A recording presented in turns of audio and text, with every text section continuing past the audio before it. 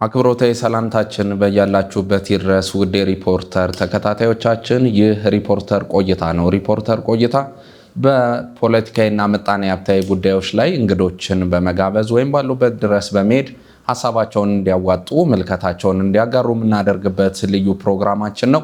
ዛሬም እንደተለመደው እዚህ ስቱዲዮአችን አንድ እንግዳ ይዘን መጥተናል። የዛሬው እንግዳችን በኦሮሞ ሕዝብ የትግል ታሪክ ውስጥ ስሙ በጉልህ የሚነሳው የኦሮሞ ነጻነት ግንባር ከመሰረቱ ዜጎች ወይም ደግሞ ከመሰረቱ ግለሰቦች መካከል አንዱ እንደሆኑ ይነሳሉ። በፖለቲካ ኢኮኖሚ ጉዳዮች ላይ ማብራሪያ ሲሰጡ ይታወቃል። አሁን ላይ በሕዝብ እንደራሴዎች ምክር ቤት የግል ተወዳዳሪ ሆነው የፓርላማ መቀመጫንም እንዳገኙ ይነገርላቸዋል። ጉምቱ ፖለቲከኛ ናቸው። አቶ ዲማ ነጎ እዚህ ይገኛሉ። እንኳን ደህና መጡ። ከመንግስት ጋር ተባብሮ ስለመስራት በተለያዩ አጋጣሚዎች ሲናገሩ ይደመጡ ነበረ። ለሀገር ጥቅም መስራት ከሆነ አብሮ መስራቱ የሚከፋ ነገር አይደለም ይላሉ። ግን ይሄ አብሮ መስራት ከምን አንጻር ነው የሚመለከቱት? እንዴትስ ይመዘናል? ማለት እኔም በግል ነው። እንደ እርስዎ እንዴት ይመዝኑታል? ወል እንግዲህ በዚህ እድሜ አንድ ማድረግ የምችለው እኔ ያው አገራዊ የሆነ እንቅስቃሴ ውስጥ መሳተፍ፣ ፓርቲዛን የሆነ አንዱን ፖለቲካ ወገን ወክዬ የምሰራው ስራ አይ ቲንክ አብቅቷል ብዬ ነው የማስበው እና ሀገራዊ በሆኑ ጉዳዮች ላይ መሳተፍ እችላለሁ። ሀሳቤን መስጠት እችላለሁ። እንዲያውም ደግሞ ገለልተኛ መሆን እንዳሁኑ በግል ተወዳድሬ ምክር ቤት ውስጥ መኖር ሀሳቤን በነፃነት ለመግለጽ የማንንም ፓርቲ አቋም ሳይሆን የራሴን የግሌን ለማንጸባረቅ እድሉን ይሰጠኛል ማለት ነው። ስለዚህ በማንኛውም ሀገራዊ ጉዳዮች ላይ የመሰለኝን የራሴን አቋም የራሴን አስተያየት እገልጻለሁ። ብዙ ጊዜ በሚዲያም በተለያዩ መንገዶችም ይሄን ለማድረግ እድል አግኝቻለሁ ማለት ነው። ሌላው እንደው እንመለስና በተለይ ከኦሮሞ ነጻነት ግንባር ጋር በተያያዘ በፖለቲካ ህይወት ውስጥ አሁን ኦነግ አለ የሚል እምነት አለዎት እርስዎ? የአመራሩ ችግር ምንድን ነው የሚል እይታ ይኖረዎታል? እንደው አሁን ከፓርቲው ወጥቶ ዳር ላይ ሆኖ ኦብዘርቭ እንደሚያደርግ አንድ ፖለቲከኛ። እኔ እንግዲህ ብዙ አመት ሆኖኛል። ኦልሞስት ወደ 30 ዓመት ሊጠጋ ነው። ወደ 1998 ነው እኔ ከድርጅቱ የተገለልኩት እና ይካሄድ የነበረው ብዙ ነገር አላውቅም። ግን ይሄ የዘመናዊ የፖለቲካ ድርጅቶችን ታሪክ ስንመረምር አንድ ሮበርት ሚሼልስ የሚባል ሶሲዮሎጂስት አለ። በዛሬ 120 ዓመት ስለ ፖለቲካ ፓርቲዎች ጻፈ እና ሞደርን ዘመናዊ ፖለቲካ ድርጅቶች የራሳቸው የሆነ ችግር ለምንም ዓላማ ይቋቋሙ መጨረሻ ላይ ኦሊጋርኪካል ቴንደንሲስ ዴቨሎፕ ያደርጋሉ ይላል። ሌላ ሰው የለም ማለት ነው። ሌላ ሰው ሊወጣ አልቻለም ማለት ነው እና እንደዚህ ሲሆን ራሱን ለማሳደስ በፖለቲካ ፕሮግራሙም በአሰራሩም በስልቱም በትግል ስልቱም ራሱን መቀየር ከጊዜው ጋር መሄድ አልቻለም ማለት ነው። እኔ እንደምመለከተው እንደ አንድ ምሁር ሳየው የዚህ ችግር ያለው ይመስለኛል እና አንድ ሰው 35 36 ዓመት አንድን ድርጅት የሚመራ አሁን ምን አይነት ሰዎች ናቸው ድርጅቱ ውስጥ ያሉት? ምን ያህል ወጣቶችን አትራክት እያደረገ ነው? እኛ ይህን ትግል ስንጀምር ወጣቶች ነበር። እኔ 25 ዓመቴ ነው የድርጅቱ ሊቀመንበር ሲሆን በ25 ዓመቴ ነው የመጀመሪያው የድርጅቱ ሊቀመንበር የሆንኩትና ይህንን ስናይ ዛሬ በዚያን ጊዜ በእኛ እድሜ የነበሩ ሰዎች ምን ያህል ድርጅቱ ውስጥ አትራክትድ እየሆኑ ነው፣ ምን ያህልስ ሪክሩት እያደረገ ነው፣ እየሰበሰበ ነው የሚለው መጠየቅ ያስፈልጋል ማለት ነው እና የወደፊት ድርጅት ለመሆን የዛሬም የነገም ለመሆን እና የትናንት ድርጅት ሆኖ ይቀራል ማለት ነው። መልካም። አሁን በግል ተወዳድረው እንግዲህ የፓርላማ መቀመጫ ማግኘቶት ይህ ነው የሚባል የፖለቲካ ለውጥ ያመጣል ወይስ የህዝብ አገልግሎት ወይም የፐብሊክ ሰርቪስ ለመስጠት የሚያስችል መንገድ ነው ብለው ነው የሚያስቡት? እኔ እንግዲህ ያው እንዳልኩት በሀገራችን የረባ የፖለቲካ ድርጅት የለም። የሀገራችን የፖለቲካ አደረጃጀት ታሪክም ራሱን የቻለ ችግር አለው። አሁን ደግሞ ሳየው እኔ በመርህ ላይ የተመሰረተ ህዝባዊ መሰረት ያለው ድርጅት አለ ብዬ አልገምትም። ስለዚህ ነው ካሉት የፖለቲካ ድርጅቶች ውስጥ መመርጠው የለኝም ማለት ነው። ለዚህ ነው በግል የተወዳደርኩት። በፖለቲካ ፓርቲ መወዳደር ቀላል ነው።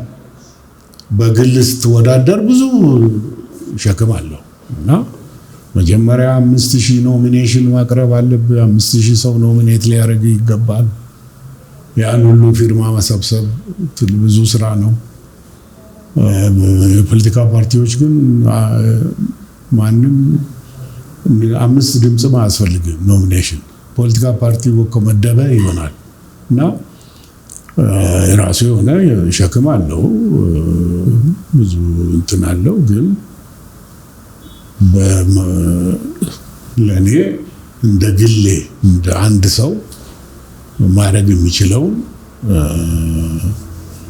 ቢያንስ ለዛ በተለይ የምወክለው አካባቢ ወደ ኢሉባቡር ማለት ነው። አዎ፣ በሁሉ መንግስታት የተረሳ ነው።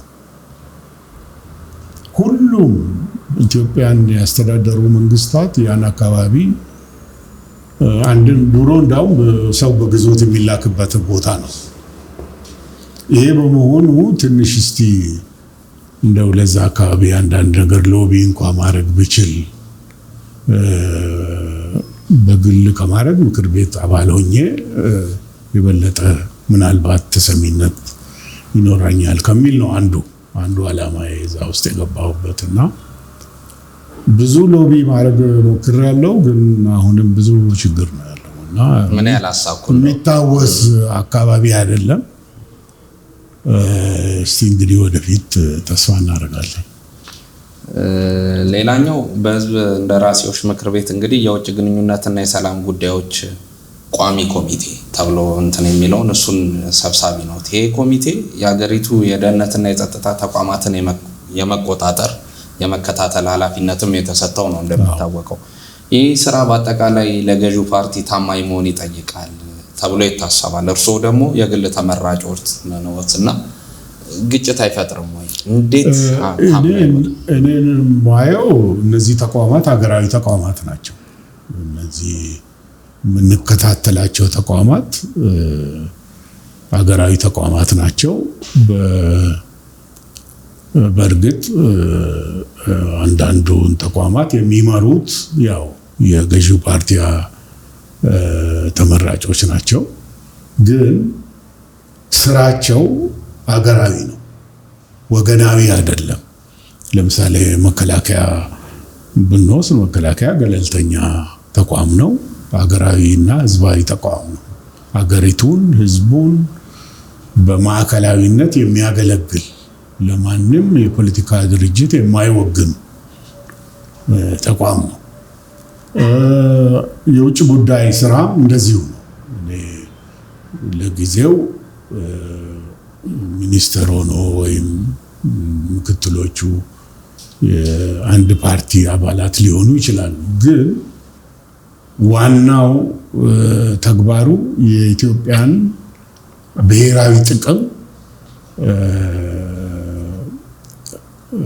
ማስጠበቅ፣ በዚያ ላይ ሀገሪቱን የውጭ ፖሊሲ ስራ ላይ ማዋል ነው እና የውጭ ፖሊሲ ከፖለቲካ ወገንተኝነት ነፃ ይመስለኛል።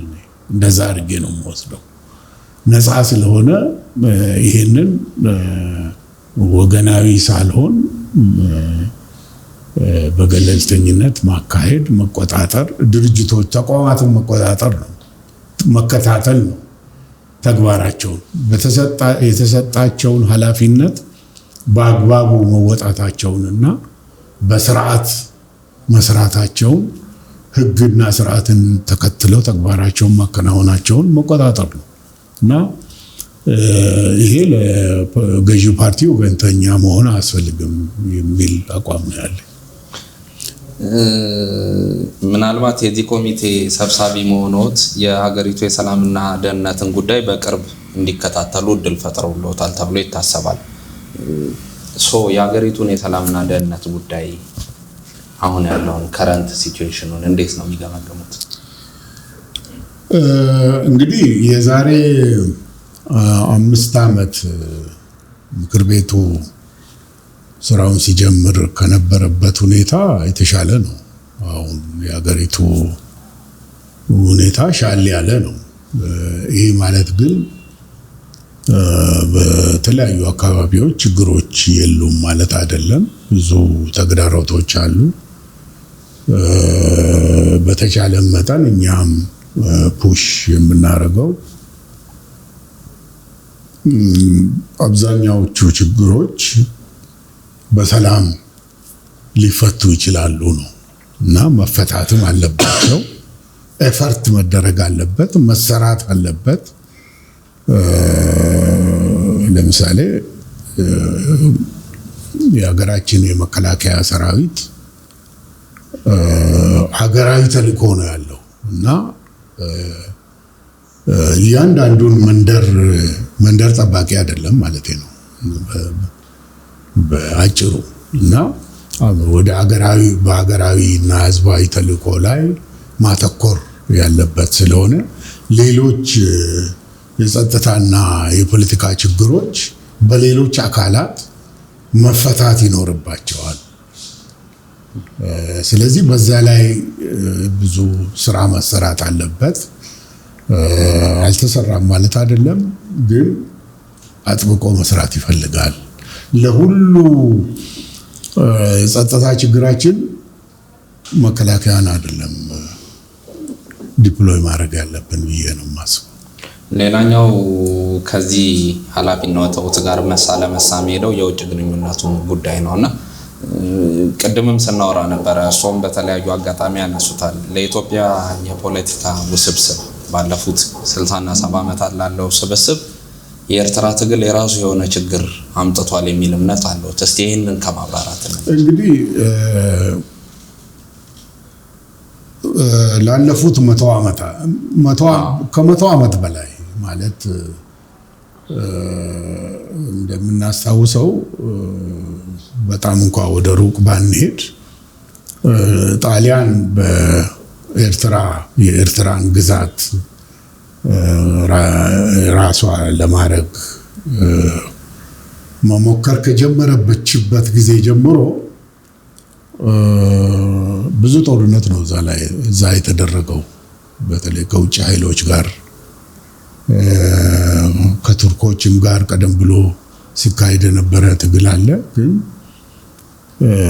ከጣሊያኖች ጋር ለምሳሌ ዶጋሊ የሚባለው አካባቢ ከምጽዋ ወደ አስመራ መሄጃ መንገድ ላይ ከፍተኛ የሆነ ጦርነት ነው የተካሄደው።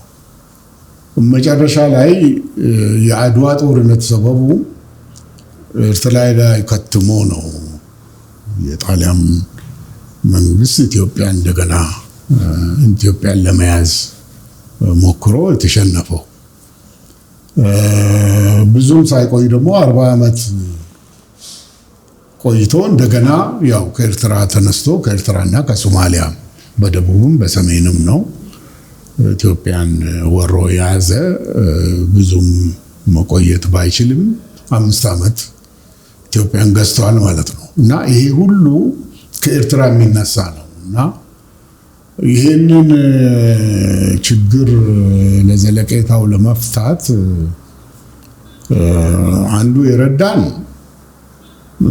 የጣሊያን በሁለተኛው ዓለም ጦርነት ውስጥ በጀርመን ጎን መቆም ስለዚህ ከዚህ አፍሪካ ቀንድ አካባቢ ከምስራቅ አፍሪካ ተባረረች ማለት ነው። ባላይድ ፓወሩ በ41 ዓመተ ምህረት 1941 እና በእንግሊዞችም በሌሎችም እርዳታ ተባረረች። ከዚያ በኋላ የኤርትራና ሌሎች የጣሊያን ግዛት የነበሩ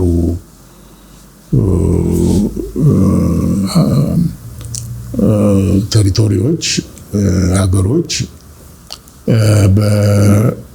እየተቋቋመው በነበረው በተባበሩት መንግስታት ድርጅት እንዲወሰን ፓሪስ ላይ የተሰበሰበው የፓሪስ የሰላም ኮንፈረንስ ያንን ውሳኔ ያሳለፈ ማለት ነው እና በዚህ ጊዜ እንግዲህ ኢትዮጵያ ያው ፓሪስ ኮንፈረንስ ላይም ኢትዮጵያ ያው የኤርትራ ሕዝብ ከኢትዮጵያ ጋር ልዩነት እንዳይለውና አንድ ሕዝብ እንደሆን እና ኤርትራ ወደ ኢትዮጵያ መቀላቀል ያስፈልጋታል የሚል ጥያቄውን አቀረበ። ኤርትራ ውስጥ ሙቭመንት ነበረ፣ ዩኒየኒስት ፓርቲ የሚባል ነበረ ከኢትዮጵያ ጋር መቀላቀል የሚፈልግ እና በኋላ ላይ እንግዲህ ኤርትራ ሕዝብም ፍላጎቱ ምን እንደሆነ ተጠይቆ ያው መጨረሻ ላይ በፌዴሬሽን ከኢትዮጵያ ጋር እንዲዋሃድ ተወሰነ ማለት ነው እና ከዚያ ከፌዴሬሽኑ በፊት ከዚያም ወዲህ ብንወስደው የኤርትራ ጥያቄ የኢትዮጵያን ፖለቲካ በመወሰን ዘንድ ከፍተኛ የሆነ ተጽዕኖ ነበረው። የቀዳማዊ ኃይለ ሥላሴ መንግስት በመጣል ውስጥ የኤርትራ ተጽዕኖ ቀላል አልነበረም። የደርግም መንግስት በመጣልም የኤርትራ ተጽዕኖ ቀላል አልነበረም። እንዲያውም ያው የኤርትራ ተዋጊዎች እና የወያኔ ተዋጊዎች ያው በሱዳን መንግስት ተረድተው ነው ደርግን ከስልጣን ያስወገዱት ማለት ይቻላል። ደርግም ደግሞ ራሱ ከውስጡ ተቦርቡሮ ያለቀለት ስርዓት ስለነበረ እሱን ገፍቶ መጣል ቀላል ነበረ ለነዚህ ኃይሎች። ራሱ ወድቋል ማለት ይቻላል። መሪው ከሀገሩ ጠፍቶ ከሀገር ለቆ እስኪጠፋ ድረስ እና በእነዚህ ሁሉ ሂደቶች የኤርትራ ተጽዕኖ ቀላል አልነበረም ማለት ነው። ኢቭን እሱ ያቋቋመው ድርጅት ስልጣን ላይ ተቀምጦም አዲስ አበባ ነፃነቱን አግኝቶ በ5 ዓመት ውስጥ ነው ኢትዮጵያ ጋር ጦርነት ውስጥ የገባው። የኤርትራና ኢትዮጵያ ጦርነት ተብሎ የሚታወቀው ከ1998 እስከ 2000 የነበረው ጦርነት ይህንን ነው የሚያመለክተው ማለት ነው እና ከዚያ በኋላ ያው ቦርደሩም ተዘግቶ ኢትዮጵያና ኤርትራ ቅድም እንዳልነው ያው አንድ ህዝብ ነው። ቤተሰብ እዛም አለ እዚህም አለ። ይሄ ሁሉ ተቆራርጦ ከ20 ዓመት በላይ ኖር ኖ ፒስ የሚባል ሁኔታ ውስጥ ነበሩ ማለት ነው እና በተለይ በ2018 ነው 19 ላይ ሁኔታ ተለውጦ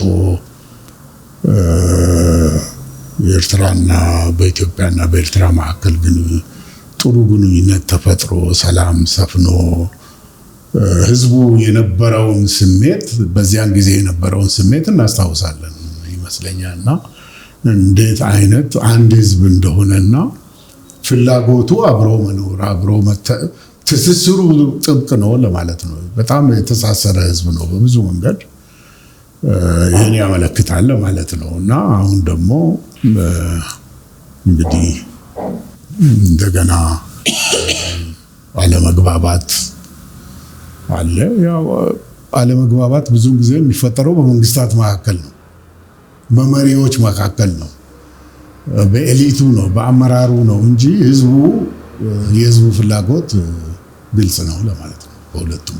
ምናልባት አሁን ላይ ከኤርትራ እስከ ሶማሊያ ከሱዳን እስከ ግብጽ ያለው መናበብና የኢትዮጵያን የኢንሰርክልመንት ሲቹዌሽን ውስጥ የመክተት የመክበብ ሁኔታስ እንዴት ያዩታል? ምንስ መደረግ አለበት ይላሉ? ቀጠናው ላይ ያሉት ሀገራት ኢትዮጵያ ድሮም በታሪኳ ኢንሰርክልድ ነበረች። በተለይ በአውሮፓ ኮሎኒያል ኃይሎች ኢንሰርክልድ ሆና ነው የኖረችው እና ኢትዮጵያ አካባቢ ያሉትን ኢትዮጵያ ትልቅ ሀገር ናት፣ ግን ኢትዮጵያ አካባቢ ያሉትን ሀገሮች አሁን ብንወስድ ጅቡቲ፣ ኤርትራ እንደ መቀነት ነው ኢትዮጵያ ኢንሰርክል አድርጎ ያለው። ይሄ ሁሉ የኮሎኒያል ኃይሎች አሻጥር ነው። ሆን ብለው ኢትዮጵያ ተከባ እንድትኖር ያደረጉትና እነዚህ ሀገሮች ነፃነታቸውን ከተጎናጸፉ በኋላ ግን ይሄ ችግር አልተፈታም ማለት ነው። አለመፈታቱ ብቻ ሳይሆን በተለይ በሱዳን እና በሶማሊያ በኩል የነበረው ሁኔታ ሶማሊያ ያው እንደሚታወቀው ሀገር ሆና በ3 ዓመት ውስጥ ነው ከኢትዮጵያ ጋር ጦርነት የከፈተችው። ሱዳን ደግሞ ከመጀመሪያውኑ በተለይ በኤርትራ በኩል የነበረውን ሁኔታ በማባባስና ትጥቅ በማቀበል ደጀን በመሆን በብዙ መንገድ ስትሰራ የነበረች ሀገር ናት። ሱዳን ብቻዋንም አይደለችም። ከሱዳን ጀርባ ደግሞ ግብጽ አለ። ግብጽ የራሷ የሆነ ስትራቴጂክ አቋም አላት እና ይሄንን ስንመለከት በተለይ ደግሞ ኤርትራ ነፃ ከወጣች በኋላ የኢንሰርክልመንቱን ኮምፕሊት አደረግ ነው ማለት ነው። የኤርትራ ሀገር መሆን ምንም እንኳ የውጭ ተጽዕኖና ሻጥር በትግሉ ውስጥ ቢኖርም ፓርትሊ የኛው የውስጣችን የኛው ጥፋት ነው ለዛም እስከ ማብቃት የደረሰው ለማለት እንችላለን። አንደኛ ከመጀመሪያው ጀምሮ ከኤርትራ ጋር የነበረው ውህደት የተያዘበት መንገድ እና በተለይ ደግሞ በደርግ ዘመን ሁሉንም ችግር በጦርነት ብቻ ለመፍታት ያደረገው ተጽዕኖ ለዚህ በሀገር ውስጥ የፖለቲካ ምህዳሩን በማጣበብ ኤርትራ ብቻ አይደለም ሁሉ ኃይል ወደ ትጥቅ ትግል እንዲገባ በማድረግ እዚህ የፖለቲካ ምህዳሩን በማጣበብ ወጣቱን በማሰር በመግደል በማሰደድ እና ወደ ጫካ በመስደድ ከፍተኛ ተጽዕኖ ከፍተኛ አስተዋጽኦ አድርጓል ለዚህ ችግር እዛ መድረስ ማለት ነው። እና ይህንን እንትን ስናይ ብዙውን ጊዜ ችግራችንን ውጫዊ የማድረግ እንትን አለ። በውስጥ ስኛስ ምንድነው ያደረግነው? ምንድነው ያጠፋነው? ምንድነው ማድረግ የነበረብን የሚሉ ነገሮችን ማየት አስፈላጊ ነው ከሚል ነው ይሄን ያነሳሁትና አሁን በአካባቢያችን ያለው ችግር ብዙ ነው፣ የተወሳሰበም ነው። ብዙ ሀገሮች ሱዳንን የሚያክል ሀገር ፈርሷል። ሱዳን ጋር ረጅም ድንበር እንጋራለን። መጀመሪያ 2 ሀገር ሆነ፣ የቀረውም በሁለቱም 2 ሀገር እንዲሆን በሁለቱም ሱዳኖች ገና ፖለቲካው ሴትልድ አልሆነ። በሰሜን ያለው ሰሜን ሱዳን ያለው ችግር ደግሞ ከዚህ የባሰም ሊሆን ይችላል። የውጭ ተጽዕኖም ብዙ አለበት። ሌላም ሀገር ሊፈጠር ይችላል። ከዛ ካለው ሱዳን ውስጥ ማለት ነው። እና መጨረሻው ምን እንደሚሆን አይታወቅም። ሶማሊያ ያው ማዕከላዊ መንግስት ከፈረሰ ረጅም ዓመት ነው። ተመልሶ አንድ ሀገር የመሆን የተጠናከረ ሀገረ መንግስት፣ ጠንካራ ሀገረ መንግስት ለመሆን ያለው እድሉ አሁንም ገና የፖለቲካ እንትኑ ሴትልድ አልሆነም እና በእንደዚህ አይነት አካባቢ ነው ኢትዮጵያ የራሷን እንትን የምታካሄደው። ይህ እንግዲህ በአካባቢው ያለው ሁኔታ ከዚህ ጀርባ ያሉ ሌሎች ኃይሎች ደግሞ በይህ ሁኔታ በኢትዮጵያ ላይ ተጽዕኖ የለውም ማለት አይቻልም፣ አለው። እንግዲህ ኢትዮጵያ ይህንን የምትቋቋምበትን የራሷ የሆነ ስትራቴጂ አውጥታ አንድ የውስጥ ችግሯን በተቻለ መጠን በማቃለል ውጫዊ ሁኔታው ላይ ማተኮር ያስፈልጋታል የሚል ነው የኔ አቋም። እንደ መጨረሻ አሁን በተመረጠው መንግስት ላይ ያለው ተስፋና ስጋት ምንድን ነው? ብዙ ተስፋ ነው ያለው። እኔ ብቻ ሳልሆን ህዝቡ ነው ተስፋ ያለው። አሜን።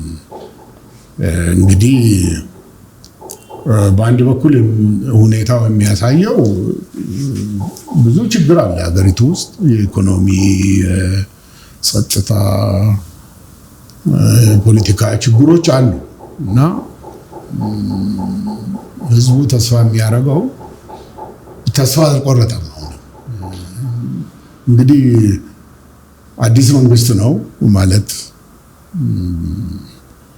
ሌላ ሀገር ቢሆን ረጅም ዓመት ስልጣን ላይ ቆይተዋል። 8 ዓመት የቆየ መንግስት ነው። ግን በሀገራችን ስናየው አዲስ ነው፣ ለውጥ እያመጣ ያለ መንግስት መሆኑን እንገነዘባለን። አንዳንድ ለውጦችን እያመጣ ነው፣ ግን ብዙ ቻሌንጆች አሉበት። ተስፋ አልቆረጠም ለማለት ነው ህዝቡ። አሁንም ተስፋ ስላልቆረጠ የሚቀጥለው መንግስት የተሻለ ከዚህ ካለፈው የተሻለ ይሆናል፣ የሀገሪቱን ሁኔታ የበለጠ ሊያሻሽለው ይችላል፣ ሰላምን ሊያመጣ ይችላል፣ የኢኮኖሚ መረጋጋትን ሊፈጥር ይችላል፣ ሌብነትን፣ ስርቆትን የመሳሰሉትን ሊቀንስ ይችላል እና ፎታ ይሰጠኛል። ለዘለቄታ ችግሮቹን ኢትዮጵያ ሀገሪቱ ያላትን ችግር መፍታት እንኳን ባይችል ያቃልላል የሚል ተስፋ አለው። ኢትዮጵያ ብዙ ስብስብ ችግር ነው ያለባት። በአንድ ትውልድ ብቻ የሚያልቅ ችግር አይደለም። አንዳንዶቹ ትውልድ የሚጠይቁ ሊሆኑ ይችላሉ። ግን ይሄ መንግስት የሚቀጥለው እንግዲህ ከመስከረም በኋላ የሚቋቋመው መንግስት ተሻለ፣ ከዚህኛው ተምሯል፣ ካለፈው ተምሯል። ስለዚህም የተሻለ አቅጣጫ ይከተላል ብሎ ነው ተስፋ የሚያደርገው ህዝቡም። እኔም ይህንኑ ነው ተስፋ የማደርገው። ከልብ እናመሰግናለን። እኔም በጣም አመሰግናለሁ። ውድ ሪፖርተር ተከታታዮቻችን፣ ሪፖርተር ቆይታ የተከታተላችሁትን ይመስል ነበረ። በኦሮሞ ህዝብ የትግል ታሪክ ውስጥ ጉልህ ሚና እንዳለው የሚነገርለት የኦሮሞ ነጻነት ግንባር ቀደምት መስራች ነበሩ። በፖለቲካ ኢኮኖሚ ጉዳዮች ላይ እንደዚሁ ማብራሪያን ሲሰጡ እናውቃቸዋለን። አሁን በግል የእንደራሴዎች ምክር ቤት ተወዳድረው መቀመጫን አግኝተዋል። አቶ ዶክተር ዲማ ነጎ ከኛ ጋር ቆይታ አድርገው ነበረ። አብረውን ስለነበሩ ከልብ እናመሰግናለን። አማኑኤል ጀንበሩ ከመላው የካሜራ ባለሙያዎች ጋር በመሆን ከቆይታው ጋር አብሬ ነበርኩኝ። በሌላ እንግዳ በሌላ ሀሳብ እስከምንገናኝ ድረስ ሰናይ ጊዜ ይሆንላችሁ።